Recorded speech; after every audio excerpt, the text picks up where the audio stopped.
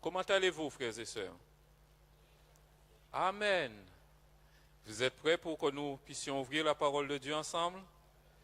Voilà, alors ce matin, nous allons faire une lecture dans la Genèse, Genèse le chapitre 32, Genèse le chapitre 32, et nous lirons les versets 27 et 28.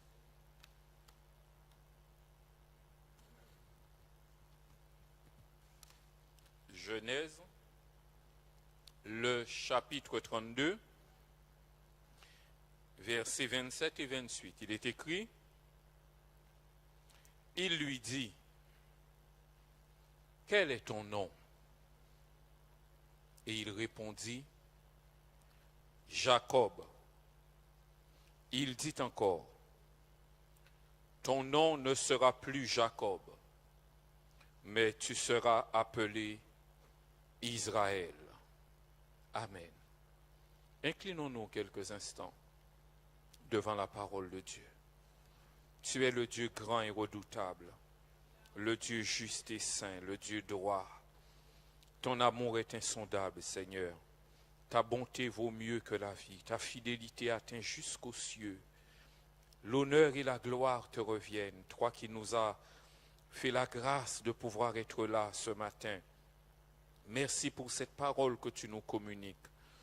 Puisse-t-elle trouver dans nos cœurs des chemins tout tracés, en sorte qu'elle accomplisse pleinement ta volonté dans nos vies, car tu ne nous parles jamais en vain. Fais-nous la grâce d'avoir ce cœur ouvert pour considérer ce qui vient de toi. Bénis nos vies, bénis nos cœurs, Seigneur, et aide-nous à saisir ta parole et à nous projeter en avant, car tu veux que nous puissions grandir dans tes voies et porter du fruit à ta gloire et à ton honneur. Merci d'encourager tous ceux qui sont fatigués, tous ceux qui sont affligés. Merci de relever, de consoler, de bénir, de fortifier par ta parole. À toi l'honneur, à toi toute la gloire, Père, au nom béni de Jésus. Amen. Le titre du message ce matin, c'est « De Jacob à Israël ». Autrement dit, nous allons voir ensemble comment et pourquoi cet homme est passé du nom de Jacob au nom d'Israël. D'abord, Jacob. Son nom signifie usurpateur. Ce n'est pas un nom que nous aimerions porter, n'est-ce pas? Usurpateur. Et en plus, lui, il portait bien son nom. En effet, quand nous lisons dans le livre de la Genèse la vie de Jacob, nous voyons que dès son jeune âge, il avait convoité le droit d'aînesse qui revenait à son frère. Et profitant d'un moment de faiblesse de ce dernier, par un marchandage ignoble, il lui a proposé de lui donner son droit d'aînesse en échange d'un plat de lentilles. Et c'est ainsi qu'il a profité de ce que son frère était fatigué, affamé, et que son frère n'était pas conscient de la valeur des choses pour récupérer ce qui appartenait à son frère. C'est ce Jacob aussi qui, avec la complicité de sa mère, profitant de ce que son père était vieux, de ce que son père était aveugle, pour monter une machination, une tromperie abjecte, pour tromper son père et forcer son père à lui donner une bénédiction qui revenait à son frère normalement. Voilà qui était ce Jacob. Un usurpateur, un imposteur, un menteur, un homme qui ne reculait devant rien pour s'approprier ce qu'il voulait. Jacob était un homme débrouillard. Il était un homme intelligent, ingénieux, qui savait toujours trouver une stratégie, un moyen, une idée pour parvenir à ses fins. Mais lorsque nous lisons la vie de Jacob, nous voyons que tous les efforts qu'il a faits pour obtenir ce qu'il considérait être une bénédiction, ces efforts-là ne lui rapportaient pas ce qu'il attendait. C'est un homme qui était intéressé par la bénédiction. Il voulait être béni. Mais il commettait une grave erreur. Il cherchait la bénédiction par ses propres moyens. Et à chaque fois, il pensait avoir possédé quelque chose, mais il se rendait compte qu'en réalité, il y avait un chagrin, il y avait une difficulté qui venait avec cette bénédiction. C'est ainsi qu'il a usurpé le droit d'aînesse de son frère. Il a trompé son père pour obtenir la bénédiction.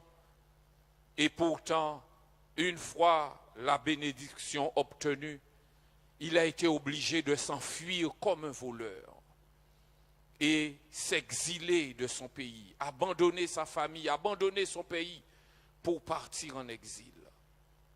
Pendant qu'il était en exil, il est arrivé dans la maison de Laban et là, il a rencontré une jeune femme qui a fait battre son cœur, une jeune femme dont il est tombé amoureux et qu'il voulait épouser. Alors, pour arriver à obtenir la main de cette jeune femme, il propose à son père de travailler pour lui gratuitement pendant 7 ans. Et c'est ce qu'il a fait. Pendant 7 longues et dures années, Jacob a travaillé tous les jours. Jacob a fourni énormément d'efforts pour arriver à ce mariage. Et au bout du contrat de 7 ans, le soir de son mariage, il s'est rendu compte qu'il avait été marié avec la mauvaise personne. La femme qu'il aimait, ce n'est pas celle-là qu'on lui avait donnée. Et comme il voulait absolument épouser celle qui avait fait battre son cœur, alors il fait une proposition au père que pendant encore 7 longues années, il va travailler pour pouvoir obtenir la main de cette femme.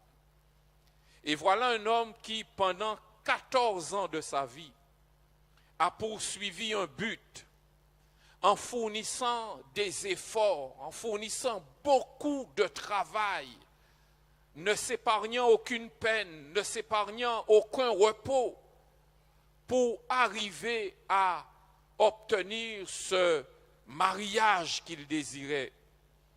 Mais finalement, quand on regarde au bout des 14 ans, il était effectivement marié, mais il s'est trouvé avec 2 femmes et beaucoup de problèmes conjugaux à gérer à cause de la jalousie, à cause de la rivalité qu'il y avait entre ces femmes.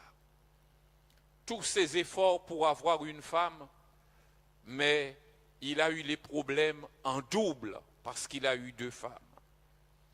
Sur le plan économique également, Jacob s'est révélé un homme entreprenant, un homme ingénieux.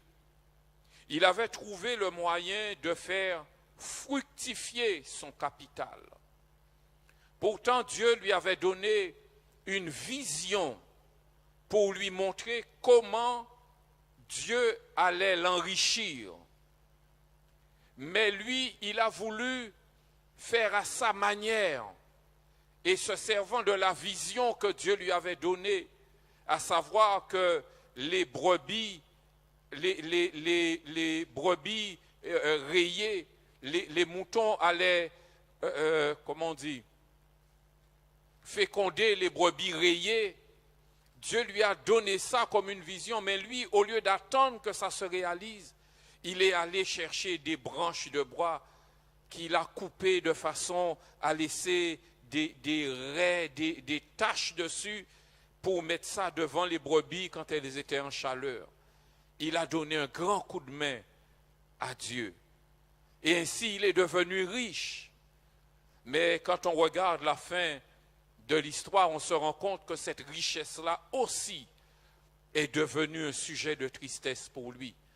Parce qu'à cause de sa richesse, les fils de Laban commençaient à le regarder de travers, en disant, il est en train de devenir de plus en plus riche. Il est en train de voler ce qui appartient à notre père. Et les fils de Laban commençaient à comploter contre lui. Et quand il a appris ça, pour éviter des problèmes, il a encore pris la fuite pour retourner dans son pays. Voilà beaucoup d'efforts pour des résultats qui ne lui ont pas apporté le bonheur qu'il espérait. Il courait après la bénédiction, mais chaque fois qu'il obtenait quelque chose, il y avait des problèmes, il y avait des difficultés avec. C'est parce que Jacob avait une mauvaise compréhension de qui est Dieu. Jacob était au bénéfice de l'alliance d'Abraham et Isaac avec Dieu. Quelque part, c'est comme si Dieu s'était déjà engagé à bénir Jacob. Il avait une bénédiction qui lui était assurée. Mais le problème de Jacob, c'est que c'est un homme qui aimait marchander, c'est un homme qui aimait trafiquer, c'est un homme qui aimait s'agiter, qui aimait travailler, qui aimait prendre les choses en main, qui aimait prendre ses responsabilités. C'était un homme autonome, Jacob. Il ne connaissait pas Dieu. Et pourtant, Dieu s'est révélé à Jacob. Alors que Jacob était en train de fuir son pays, la Bible nous dit qu'il s'est arrêté à un endroit. Et là, Dieu est venu à sa rencontre. Et Dieu lui a donné l'une des plus merveilleuses visions que l'on trouve écrites dans la Bible. Dieu lui a montré le ciel, la terre, et une échelle qui était posée sur la terre et qui touchait le ciel. Et il a vu la porte du ciel ouverte et les anges de Dieu qui descendaient et qui remontaient par cette échelle. Il s'est trouvé à l'endroit où le ciel et la terre se touchaient. L'endroit où Dieu se trouvait. Et pendant qu'il a eu cette vision, la Bible nous dit aussi que Dieu s'est adressé à cet homme. Dieu lui a donné des paroles ineffables, des paroles que les mots humains ont du mal à exprimer. Nous trouvons ces paroles dans Genèse le chapitre 28, Genèse le chapitre 28 au verset 15. Genèse chapitre 28, verset 15. Pardon, verset 13, autant pour moi, verset 13. Genèse chapitre 28, verset 13, et nous lirons jusqu'au verset 15. Il est dit, et voici l'Éternel se tenait au-dessus d'elle, c'est-à-dire l'échelle. Et il dit, je suis l'Éternel, le Dieu d'Abraham ton père, et le Dieu d'Isaac. La terre sur laquelle tu es couché, je la donnerai à toi et à ta postérité.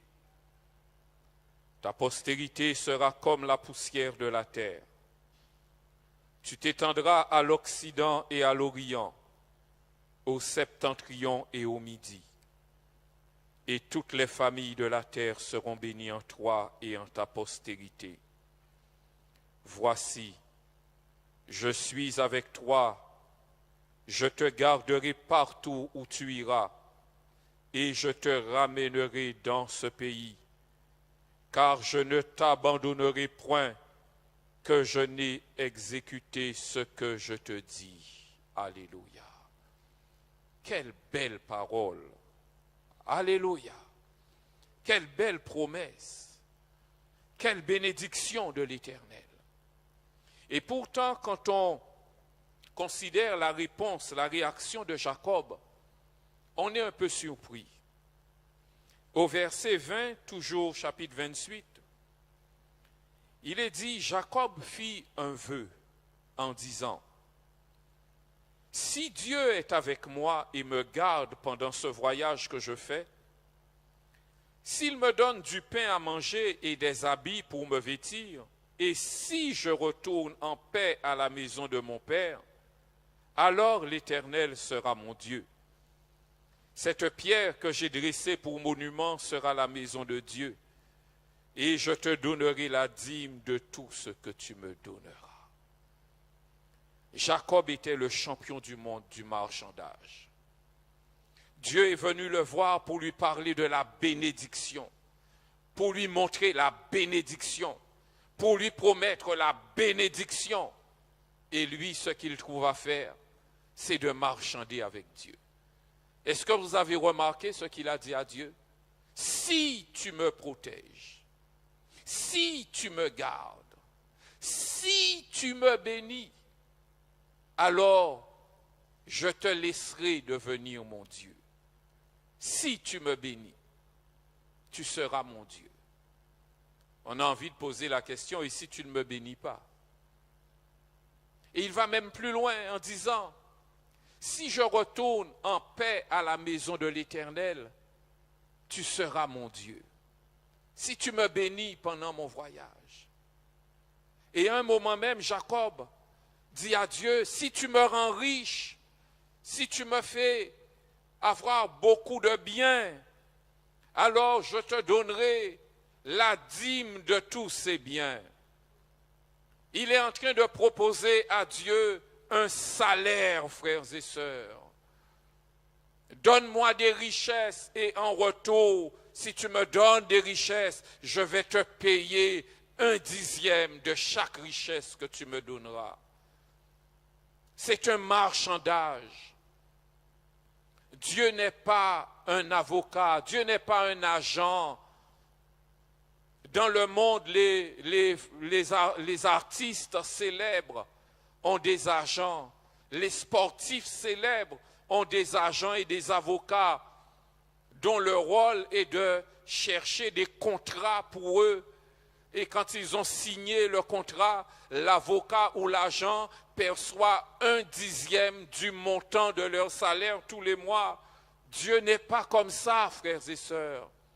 Dieu n'est pas non plus un collecteur d'impôts. La Bible nous dit que tout l'or et tout l'argent appartiennent à Dieu. Dieu n'a pas besoin que nous lui donnions un salaire. Même les richesses des nations appartiennent à Dieu. Dieu n'a pas besoin de notre salaire, frères et sœurs. Lorsque nous offrons à Dieu, c'est par amour et pour l'honorer que nous offrons. Ce n'est pas un marchandage entre Dieu et nous. Ce n'est pas parce que Dieu nous bénit que nous lui donnons. C'est parce qu'il est Dieu. Alléluia. Mais la question qui se pose tout de suite, combien de Jacob dans l'église du Seigneur? Combien de Jacob parmi nous ce matin? Combien de chrétiens qui, jusqu'à ce jour, sont encore empêtrés dans le système de Jacob, dans la mentalité de Jacob? Si tu me bénis, je te servirai. Si tu me donnes un mari, je te servirai. Si mes enfants se convertissent, je te servirai. Si tu me donnes un travail, je te servirai. Si tu me donnes des richesses, je te donnerai une grosse offrande, je donnerai la dîme de tout ce que tu me donneras. Combien de Jacob dans la maison du Seigneur? Jacob ne connaissait pas Dieu. Et encore aujourd'hui, malheureusement, il y a encore beaucoup qui ne connaissent pas Dieu. Il y a beaucoup qui courent après la bénédiction de Dieu. Mais ce n'est pas après la bénédiction de Dieu qu'il faut courir. C'est après le Dieu de la bénédiction. Amen. C'est le Dieu de la bénédiction qu'il nous faut. Lui, Jacob, il voulait la bénédiction de Dieu, mais à sa manière, avec ses moyens, avec ses efforts, avec ses raisonnements, avec ses plans, avec ses stratégies. Mais tout ce qu'il recevait était suivi de chagrin. La vraie bénédiction vient de Dieu, amen.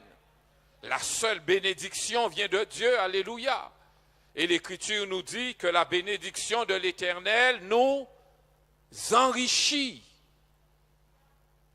Et elle n'est jamais suivie de chagrin. La bénédiction de l'Éternel nous enrichit. Ce n'est pas après nos efforts qu'il faut nous attendre pour être bénis. C'est à la bénédiction de Dieu que nous devons nous attendre. Alléluia, à la bénédiction du Seigneur. Alléluia. Jacob ne connaissait pas l'Éternel. Et Dieu, dans son immense amour, n'a jamais rejeté Jacob. Dieu n'a jamais méprisé Jacob. Dieu n'a jamais condamné Jacob. C'est extraordinaire de voir combien Dieu est bon. Comment Dieu est plein de miséricorde. Comment Dieu est plein de compassion. Ce Jacob que je vous ai décrit, cet usurpateur, ce menteur, ce magouilleur, ce trafiqueur, Dieu ne l'a jamais rejeté. Dieu ne l'a jamais condamné. Mais au contraire, Dieu a toujours été fidèle à ses promesses, fidèle à son alliance. Alléluia. Il y a une leçon à retenir, frères et sœurs. Aucun de nous ne peut changer le cœur de personne. C'est Dieu seulement qui peut le faire. Le cœur de Jacob avait besoin d'être changé. La mentalité de Jacob devait changer. Le caractère de Jacob devait changer. Mais Dieu seul avait la capacité de le faire. Souvent, nous sommes dans des problèmes et dans des difficultés parce que nous voulons changer l'autre. Mais cela n'est pas en notre pouvoir. Dieu seul peut aller à l'intérieur d'un cœur pour transformer ce cœur. Amen. Dieu seul a la capacité de faire cela. Et effectivement, Dieu a organisé les circonstances. Ce que la Bible nous dit, qu'il est le maître des temps et le maître des circonstances. Dieu gouverne toutes choses. Dieu contrôle toutes choses dans nos vies. Et Dieu a permis que Jacob retourne au pays qu'il avait quitté. Et lorsque Jacob s'est mis en route pour aller dans ce pays, il y avait deux choses qui l'attendaient. Quand nous lisons le verset 1er du chapitre 32, il est dit, Jacob poursuivit son chemin et des anges de Dieu le rencontrèrent. Des anges de Dieu le rencontrèrent. Dieu était venu à sa rencontre. Et la deuxième chose qu'il attendait, c'était un test. Il allait être testé pour voir comment il allait réagir. Parce que 20 ans auparavant, il avait quitté ce pays comme un voleur, parce qu'il s'était fait un ennemi. Mais 20 ans après, cet ennemi était encore là, aussi blessé.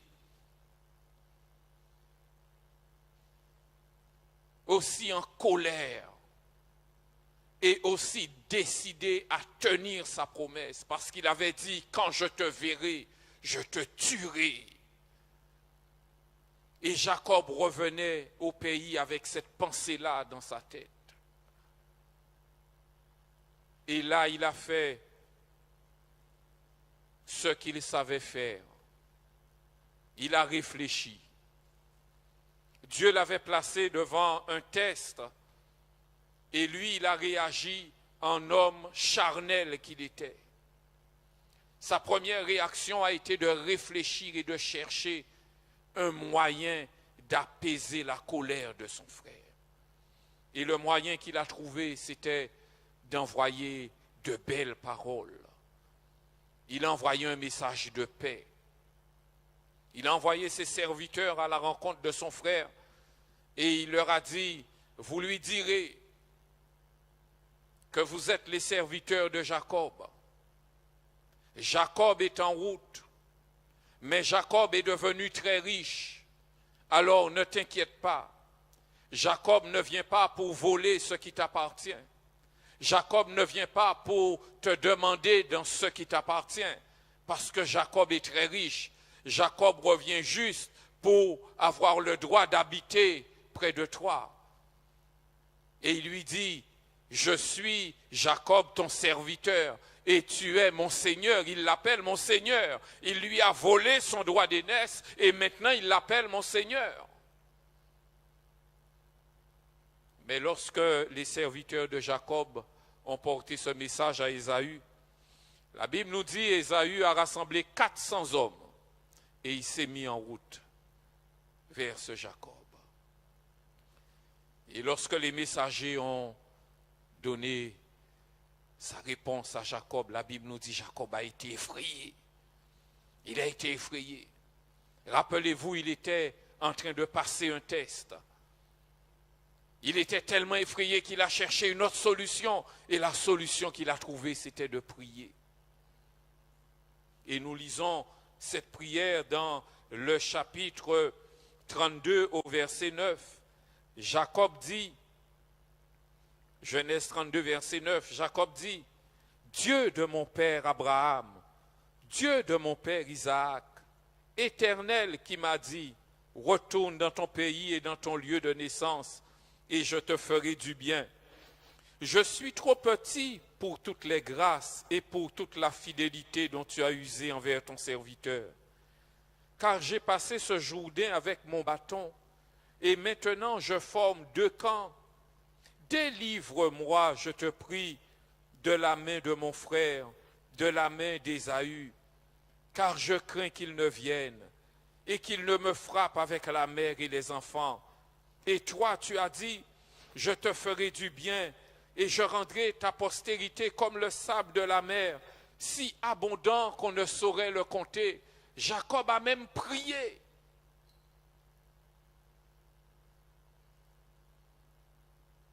Mais chassé le naturel, il revient au galop.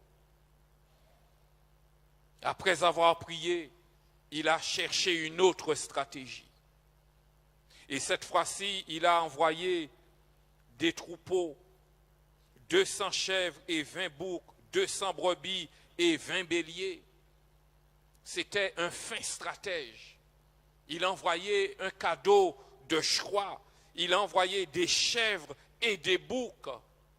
Il n'a pas envoyé seulement des chèvres, ni seulement des boucs, des chèvres et des boucs.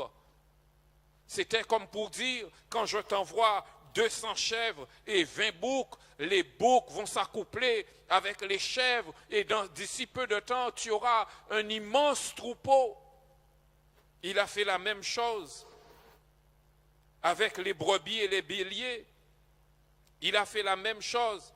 Il a envoyé des femelles de chameaux avec leurs petits qui allaitaient. Il a envoyé 40 vaches et 10 taureaux, 20 ânesses et 10 ânes. Un cadeau de grand prix, de grande valeur.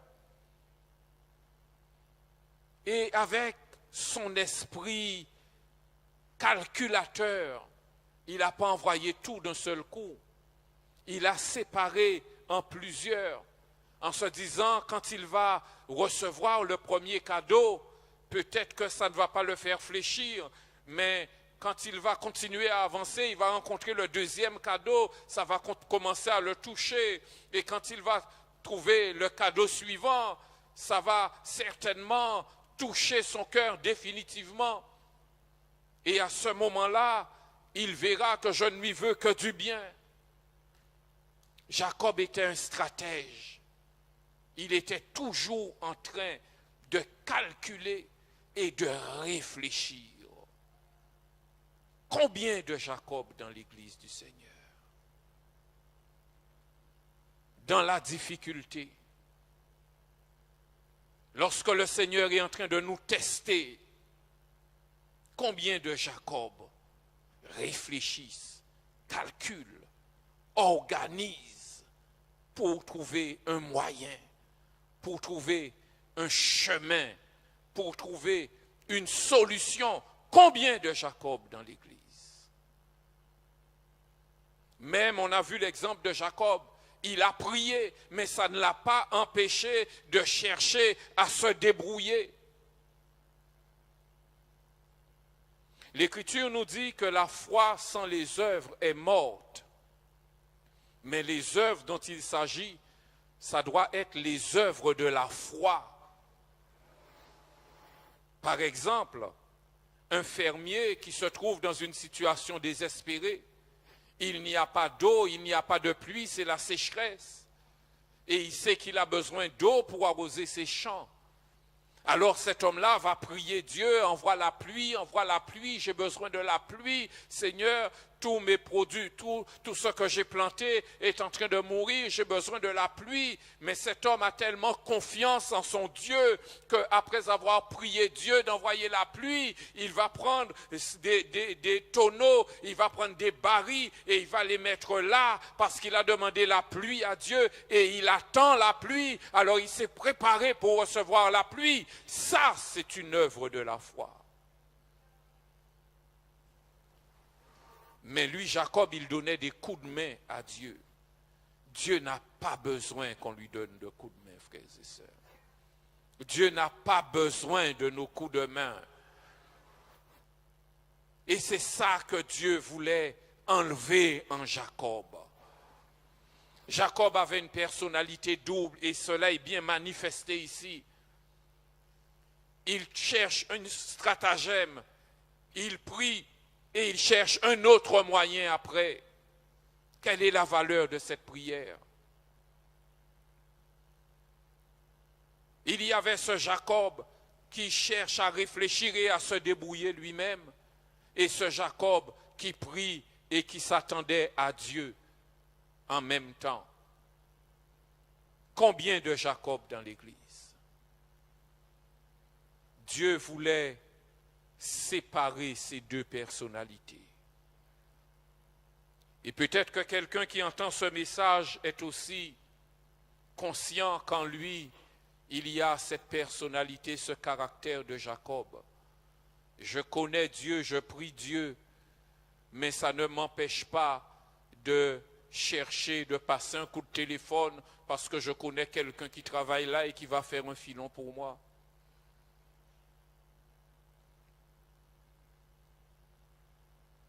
Je connais Dieu, je vais prier Dieu, mais je vais me lever pour aller tôt le premier, pour m'arranger, pour passer avant les autres, pour trouver un système, pour trouver une organisation, pour me permettre de passer. Et pourtant, j'ai prié le matin. Combien de Jacob parmi nous? Mais gloire soit rendue à Dieu de ce qu'il avait organisé un rendez-vous avec Jacob. Plus loin dans le texte, nous voyons que Jacob a fait passer toute sa famille de l'autre côté du torrent du Jabbok.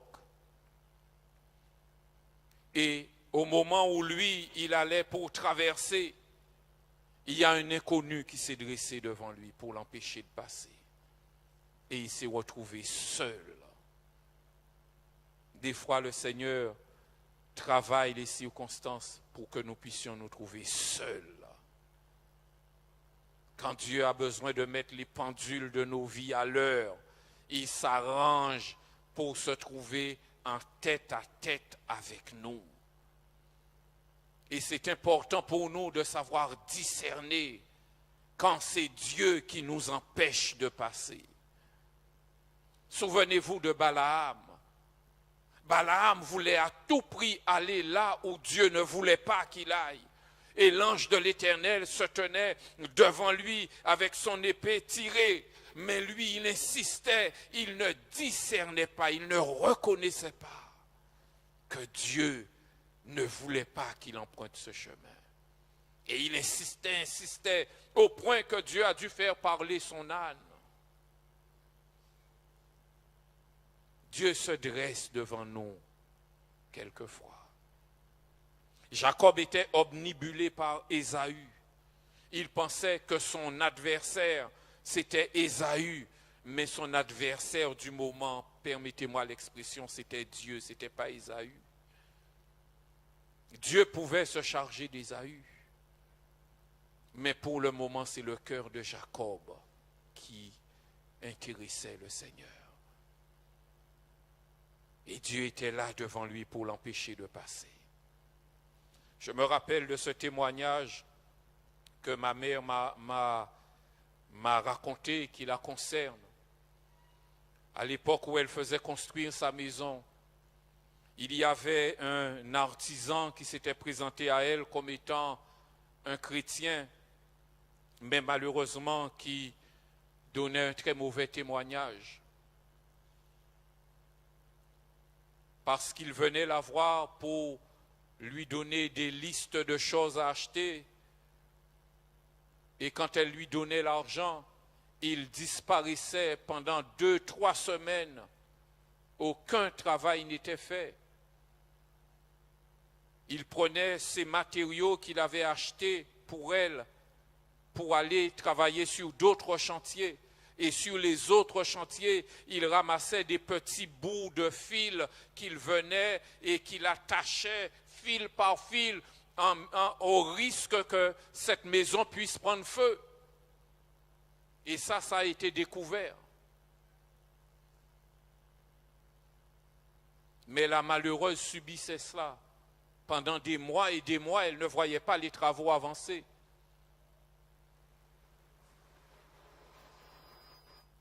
Mon frère qui s'y connaît en électricité, quand il est venu en vacances, il a ouvert le tableau d'électricité et il a tiré les fils et il a montré à ma mère les fils, comment c'était des fils qui étaient rapiécés, qui étaient attachés. Et il lui a dit, c'est pas normal, tu dois aller porter plainte contre cet homme. Et elle a dit, non, je ne peux pas faire ça, parce qu'il s'est présenté à moi comme un enfant de Dieu et la Bible m'interdit de porter plainte contre un chrétien. Et mon frère était tellement furieux, il ne comprenait pas comment les chrétiens réagissaient. Il était venu en vacances pour 1 mois, ça faisait 1 semaine qu'il était là. Il a plié ses bagages, il a dit, si tu refuses de porter plainte, vous êtes des fous les chrétiens, moi je m'en vais, je retourne chez moi et tu te débrouilles.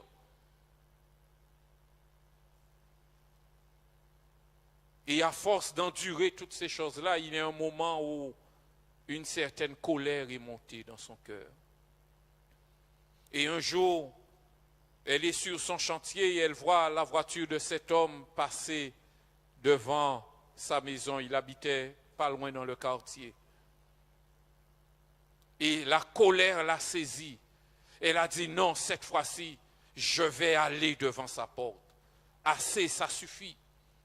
J'irai devant sa porte. Et je vais parler, tant pis si sa femme entend, tant pis si ses enfants entendent, mais je vais lui parler pour lui dire les 4 vérités, parce que assez, c'en est assez. Et elle est montée dans sa voiture, elle a mis sa voiture en route, et il y avait une distance pour déplacer la voiture à peu près au niveau de la porte pour rentrer sur la grande route. Quand la voiture est arrivée là, le moteur s'est éteint d'un seul coup. Tout ce qu'elle a fait pour redémarrer, la voiture n'a jamais redémarré. Et au bout d'un moment, elle s'est dit, je laisse tomber, Dieu est peut-être en train de me parler. Elle a laissé la voiture, elle est retournée chez elle à pied. Et petit à petit, la colère est tombée. Et la paix est revenue dans son cœur. L'Écriture dit que la colère de l'homme n'accomplit pas la volonté de Dieu. Elle a compris ça, elle a prié, elle a tout remis au Seigneur. Et elle a continué ses activités de la journée. Et en fin d'après-midi, elle repense à la voiture, elle se dit, mais je ne peux pas laisser la voiture là. Il faut que je trouve quelqu'un pour venir me chercher, pour me ramener et pour s'occuper de la voiture. Et elle est poussée quand même à aller dans la voiture et essayer de mettre la voiture en route, on ne sait jamais. Elle s'assied, elle met la clé, elle tourne la clé, la voiture démarre au premier coup. Et la voiture ne s'est plus jamais arrêtée. C'est l'Éternel qui l'avait arrêtée. Combien de fois l'Éternel nous arrête, frères et sœurs, et nous ne comprenons pas que c'est Dieu qui nous a arrêtés. Et nous luttons, nous insistons. Nous ne comprenons pas que c'est Dieu qui nous a arrêtés. Dieu a arrêté Jacob. Ça ne pouvait plus continuer. Il fallait que le cœur de Jacob change. Il fallait que Jacob apprenne à découvrir les vraies valeurs spirituelles. La bénédiction est en l'Éternel. Et c'est par des moyens spirituels que nous aurons une bénédiction spirituelle. Ce ne sera jamais par des moyens charnels. Jacob devait apprendre cette leçon. Et la Bible nous dit que pendant toute la nuit, l'ange de l'Éternel a lutté avec Jacob. Et Jacob a lutté, il a résisté, il a lutté. Et au verset 26, Genèse 32, toujours verset 26, il dit, « Laisse-moi aller, car l'aurore se lève. » Et Jacob répondit, « Je ne te laisserai point aller que tu ne m'aies béni. »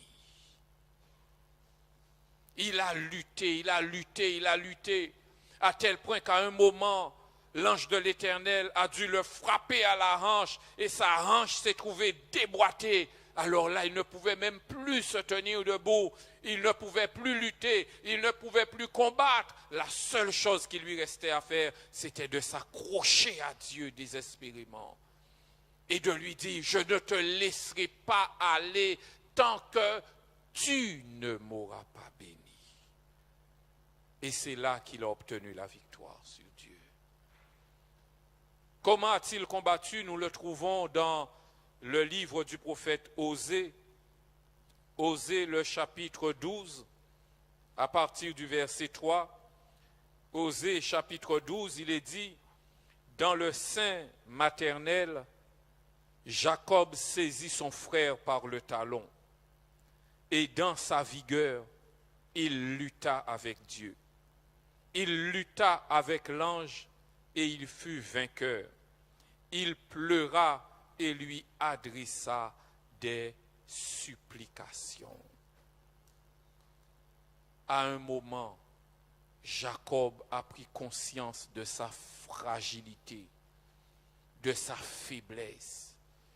Il a pris conscience que toutes les stratégies, toutes les ruses, toutes les techniques, toutes les pensées, tout ce qu'il avait pu imaginer pour se sortir de cette situation, ça ne fonctionnait pas. Son cœur était toujours aussi angoissé. Il a même prié, mais malgré ça, son cœur était toujours angoissé. Il était agité, angoissé.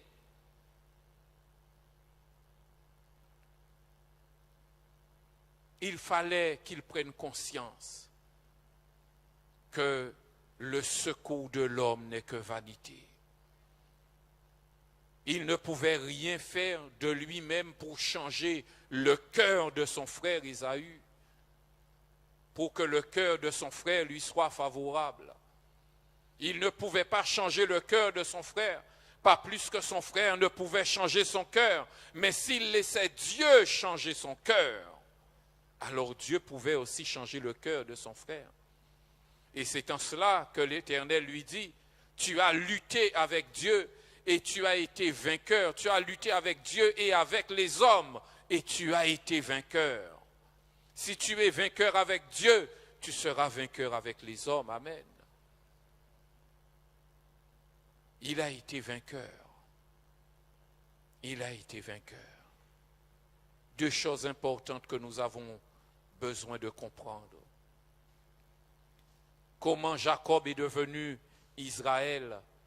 Eh bien, en luttant avec Dieu. Et comment est-ce qu'il a lutté avec Dieu? Eh bien, c'est en reconnaissant que sa force ne pouvait rien pour lui, que son intelligence ne pouvait rien pour lui. C'est en réalisant que la seule solution pour lui, c'était la bénédiction qui vient de l'Éternel seul. Il a lutté avec Dieu jusqu'à ce qu'il comprenne cela. Il a supplié Dieu. Il a lutté, il a prié avec larmes, une prière tellement intense. La Bible nous parle d'une prière intense comme ça à Gethsémani, où la prière de Jésus était tellement intense que des grumeaux de sang transpiraient de sa peau parce que les vaisseaux sanguins se rompaient et au lieu de transpirer de l'eau, il transpirait du sang. C'est un genre de combat comme ça que Jacob a mené. Pendant toute la nuit, il a résisté. Mais Dieu lui a résisté aussi parce qu'il fallait que ce Jacob, cet esprit de Jacob, cette mentalité de Jacob, de tricheur, de trafiqueur, il fallait que ce Jacob-là meure pour laisser naître et grandir un homme nouveau. Et ainsi, lorsqu'il s'est rendu, lorsqu'il a enfin compris que sa bénédiction ne pouvait venir que de l'Éternel, à ce moment-là, l'ange lui dit, « Quel est ton nom ?» Et il répondit, « Jacob. » Jacob le tricheur, Jacob le menteur, Jacob l'usurpateur.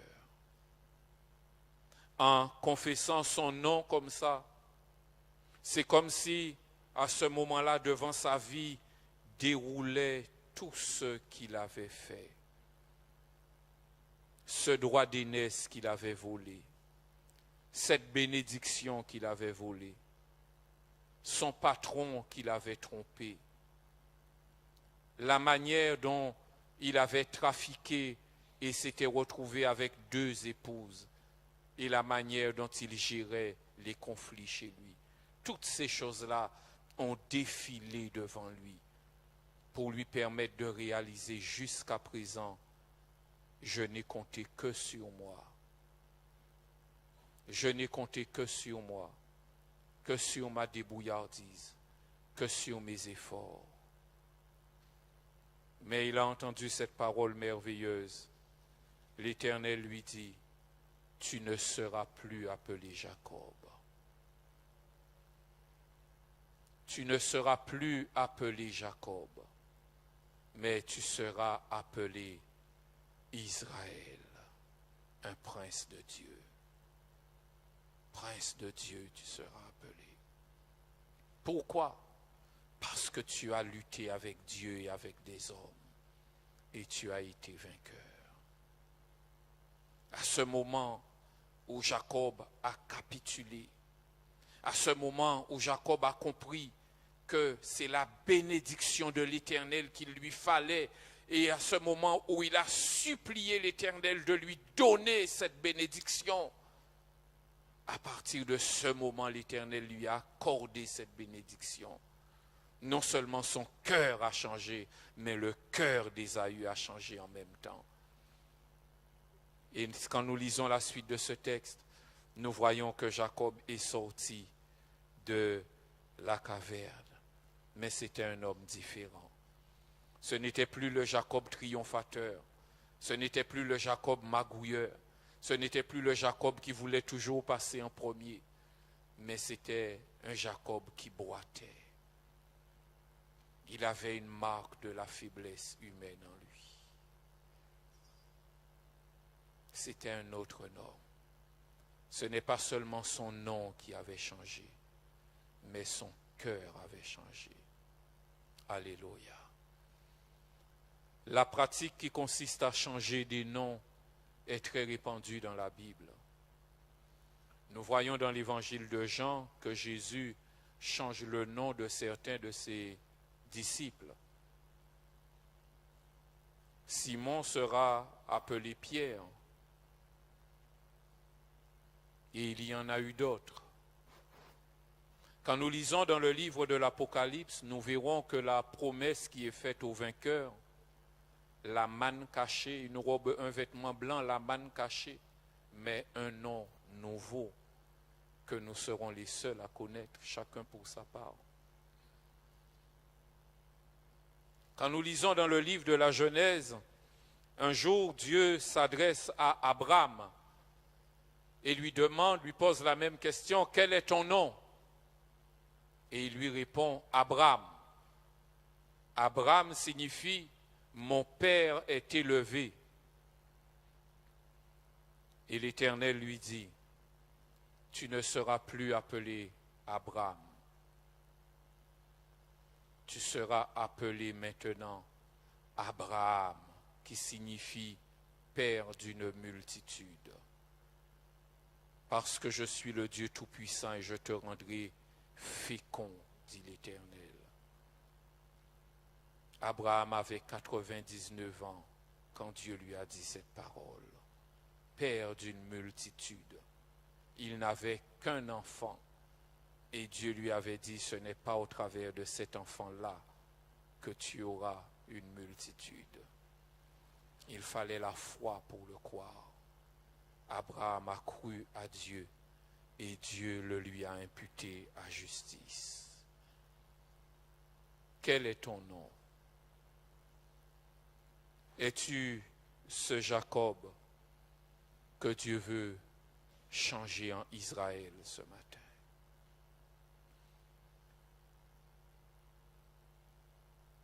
Quel est ton nom? Dieu seul peut changer un cœur. Dieu seul. Peut-être que ce matin, il y a quelqu'un qui est découragé à force d'avoir lutté pour changer le cœur d'un mari, d'une épouse, d'un enfant. Dieu te dit, cesse de lutter par des moyens charnels. Cesse d'agir comme Jacob.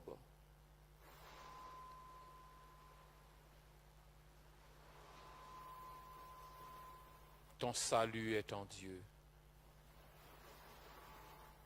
Arrête de t'agiter, arrête de t'emporter, de te mettre en colère. Arrête de poser des ultimatums. Arrête de faire du chantage. Ce sont des moyens de Jacob. Mais Dieu veut ce matin que tu sois Israël. Celui qui lui dit, Père, je me confie en toi et tu feras. Je me confie en toi et tu feras. Frères et sœurs, combien de Jacob sont prisonniers dans nos cœurs? Ils ne peuvent pas devenir Israël parce que nous les tenons prisonniers. Jacob, tu es venu, tu seras toujours Jacob. Est-ce Dieu qui l'a dit? Est-ce Dieu qui l'a dit? Tu es méchant, tu seras toujours méchant. Tu es coléreux, tu seras toujours coléreuse. Tu es susceptible, tu seras toujours susceptible. Combien de Jacob sont prisonniers dans nos cœurs, frères et sœurs? Alors que Dieu a prévu de faire de ces Jacob des Israël, princes et princesses de l'Éternel.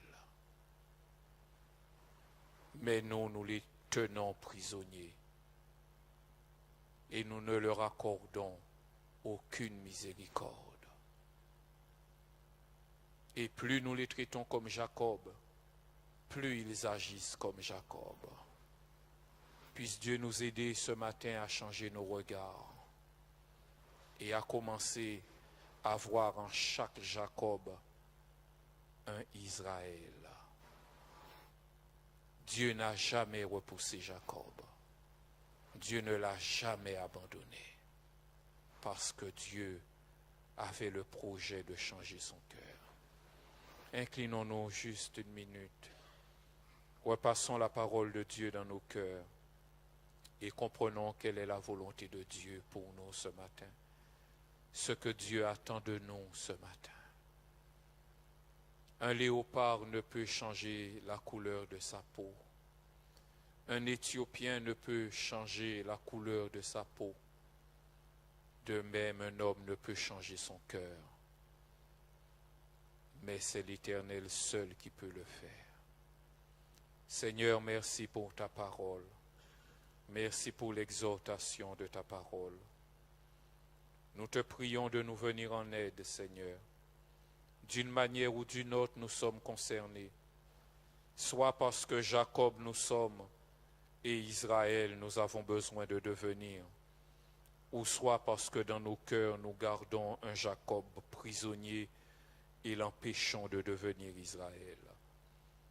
Viens dans nos cœurs et aide-nous à élargir nos cœurs, à élargir l'espace de notre tente. Aide-nous à avoir ces sentiments nouveaux, ces sentiments qui t'honorent, ces sentiments qui viennent de toi, Seigneur. Viens au secours de mon frère, viens au secours de ma sœur. Viens à mon secours, Seigneur. Nous bronchons si facilement. Merci pour ta parole et merci pour le fruit qu'elle produit dans nos vies. À toi la gloire, à toi l'honneur. Seigneur, nous te demandons pardon pour toutes les fois où avec des paroles, avec des moyens humains, nous avons agi devant toi. Ce matin, nous voulons nous rappeler que ton but pour nous, c'est de nous amener à dépendre totalement de toi. Alors nous fixons nos yeux vers toi, non pas sur ta bénédiction, mais sur toi, Seigneur, car tu vaux mieux pour nous que toutes les bénédictions que tu pourrais nous donner. Que ton nom soit élevé, que ton nom soit glorifié. Merci encore pour l'œuvre de ton esprit qui nous aide, Seigneur, à saisir cette parole que tu nous as donnée et à la laisser transformer nos cœurs. Nous voulons, comme Jacob est devenu Israël, nous voulons être transformés. Nous voulons remporter la victoire sur tous nos ennemis. Et cette victoire se trouve en toi, Seigneur, car en toi est la paix. Alléluia. Que ton nom soit béni, que ton nom soit élevé et glorifié au nom de Jésus. Alléluia. Dieu changea le nom de Abram en Abraham et plus jamais on ne trouve dans la Bible ce nom Abram. Par contre, concernant Jacob, il est à nouveau mentionné. Dieu parle à Jacob et Dieu parle à Israël en même temps. Nous avons un exemple dans Ésaïe, le chapitre 43, où il dit « Ainsi parle maintenant l'Éternel qui t'a créé, ô Jacob, celui qui t'a formé, ô Israël. Ne crains rien, car je te rachète. Je t'appelle par ton nom. Tu es à moi. Si tu traverses les eaux, je serai avec toi, et les fleuves, ils ne te submergeront point. Si tu marches dans le feu, tu ne te brûleras pas, et la flamme ne t'embrasera pas, car je suis l'Éternel ton Dieu, le Saint d'Israël, ton Sauveur. Amen. Tu as du prix à mes yeux. Tu as du prix à mes yeux, dit l'Éternel. Dieu s'adresse à son peuple, il l'appelle Jacob, il l'appelle Israël, comme pour dire, je te connais dans ta faiblesse, je te connais dans ton humanité, mais je suis là avec toi et jamais je ne t'abandonnerai. Que le Seigneur nous bénisse ensemble et qu'il nous fortifie au nom de Jésus. Amen.